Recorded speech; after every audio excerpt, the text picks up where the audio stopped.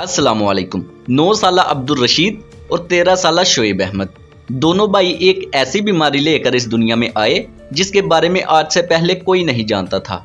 एक ऐसी बीमारी जिसको जानने के बाद सारी दुनिया के डॉक्टर्स और साइंटिस्ट परेशान हो गए और इस बात पर गौर फिक्र करने पर मजबूर हो गए कि आखिर ये कौन सी बीमारी है जो कि आज से पहले किसी इंसान के अंदर रिपोर्ट नहीं हुई।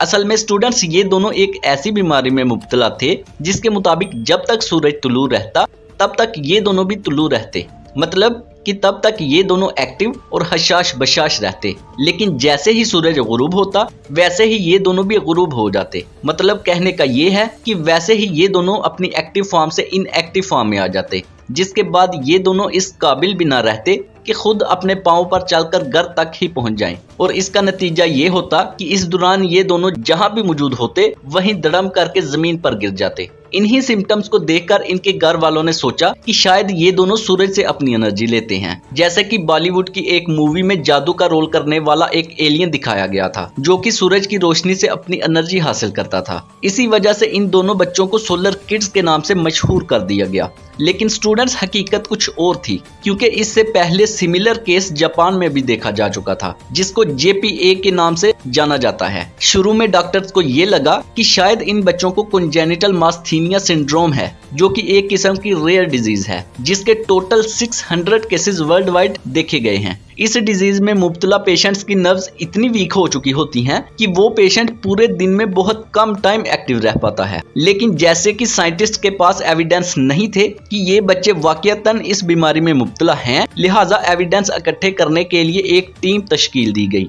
जिसका काम एविडेंस कलेक्ट करना था। इस टीम ने उन बच्चों के घर वालों के ब्लड सैंपल्स और उन दोनों का जो तीसरा भाई था उसके ब्लड सैंपल्स कलेक्ट कर लिए, क्योंकि इन दोनों का जो तीसरा भाई था वो भी कुछ दिनों से सिमिलर सिम्टम्स शो कर रहा था। साथ साथ इस टीम ने उन बच्चों के गांव की मिट्टी और हवा के सैंपल्स भी कलेक्ट कर लिए ताकि अगर हवा में या मिट्टी में कोई ऐसे जर्म्स मौजूद हों जो कि इस बीमारी की वजह हो तो वो भी सामने आ जाएं। इन बच्चों के वालिद के मुताबिक उसके 6 बच्चे थे, जिनमें से 2 बेटियां और 4 बेटे थे और इन सभी बच्चों में से सिर्फ 3 बेटे ही इस बीमारी में मुब्तला थे और बाकी बच्चे बिल्कुल सेफ थे। इन बच्चों के वालिद का मजीद कहना था कि उन्हें लगता है कि उसके बच्चों पर कोई काला जादू हो चुका है। हालांकि molecular biologist professor doctor Riyazuddin के मुताबिक बात कुछ और थी। प्रोफेसर डॉक्टर रियाजुद्दीन के मुताबिक ये एक जेनेटिक प्रॉब्लम थी। उनका कहना था कि हर इंसान तकरीबन 26,000 और 30,000 के दरमियान क्रोमोसोम्स के ऊपर मुख्तलिफ जीन्स रखते हैं जो कि ये डिसाइड करते हैं कि इस इंसान को फ्यूचर में कौन सी बीमारी होगी। उनके मुताबिक एक मिसिंग जीन इस बीमारी का या किसी भी और बीमारी का रीजन हो सकता है।